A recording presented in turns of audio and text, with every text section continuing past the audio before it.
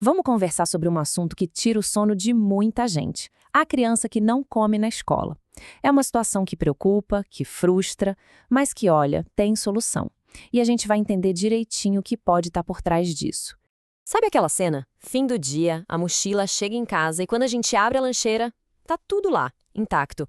O sanduíche, a fruta, o suquinho, do mesmo jeito que foi arrumado de manhã. É uma sensação que dá um aperto no coração, né? E quando a gente pergunta o motivo, a resposta é quase sempre a mesma. Ah, não tive fome, não queria comer. Essas frases curtinhas podem acabar virando uma briga em casa. Mas a verdade é que, na maioria das vezes, o problema não é com a comida. Então vamos lá. O ponto principal aqui é que o problema raramente está no prato.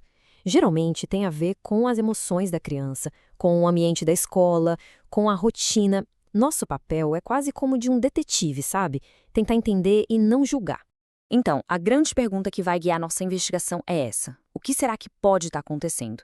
Encarar a situação como um mistério a ser resolvido com carinho e não como um ato de teimosia muda completamente a nossa atitude. E as pistas podem ser muitas, viu? Pode ser ansiedade por estar longe dos pais, ou até um pouco de vergonha de comer na frente dos colegas. Às vezes, o refeitório é muito barulhento, muito agitado, ou o tempo para comer é super curto, a comida é diferente da de casa, ou simplesmente a distração com os amigos é muito mais legal. Até o cansaço pode tirar o apetite. Mas antes da gente ver o que fazer, é fundamental entender o que não fazer. Algumas das nossas reações mais instintivas, mesmo cheias de boas intenções, podem acabar piorando as coisas. Existem duas armadilhas bem comuns que a gente precisa evitar. E essa comparação aqui é perfeita. O primeiro grande erro, a pressão.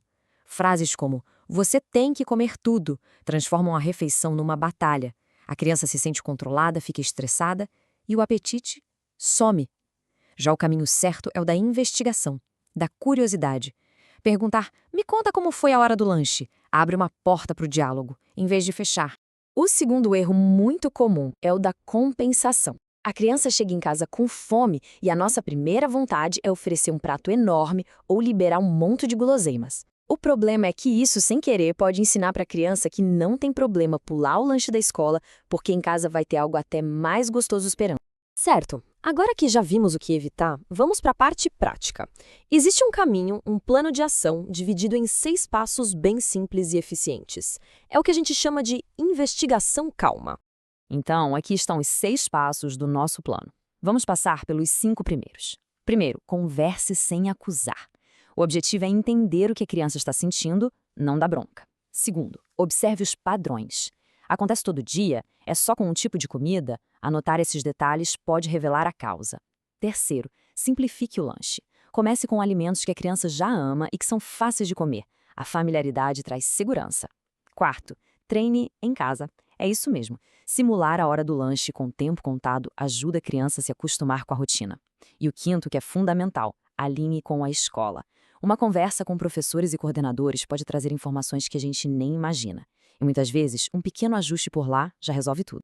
O sexto e último passo dessa investigação é saber a hora de ligar o sinal de alerta. Porque, embora a maioria dos casos se resolva com paciência em casa, algumas situações precisam de um olhar profissional. E quais são esses sinais de alerta? Se a recusa de comer não acontece só na escola, mas em casa também, se a criança está perdendo peso, parece apática, sem energia, ou se ela começa a evitar qualquer situação de comer fora de casa, nesses casos, o melhor caminho é conversar com um pediatra. Pode ser um sinal de que algo a mais precisa de atenção. E aqui tem uma mudança de perspectiva muito interessante. Comer na escola não é só uma questão de nutrição. É, no fundo, uma habilidade social. É sobre se sentir seguro para interagir, para parar de brincar e se sentar para comer num ambiente que é barulhento, cheio de gente e, às vezes, um pouco intimidador. E aqui está o ponto principal de toda a nossa conversa. A solução quase nunca é forçar a comida, mas sim construir um ambiente de segurança. Quando o adulto troca a pressão pela parceria, pelo apoio e pela compreensão, a ansiedade da criança diminui. E quando a segurança aumenta, o apetite quase como mágica tende a voltar. Então a gente termina com essa reflexão. A comida é importante, claro, mas o sentimento por trás da refeição é ainda mais. A pergunta que fica é: como podemos ajudar a transformar a hora do lanche na escola de um campo de batalha para um momento de segurança e tranquilidade? A resposta para essa pergunta pode de verdade mudar tudo.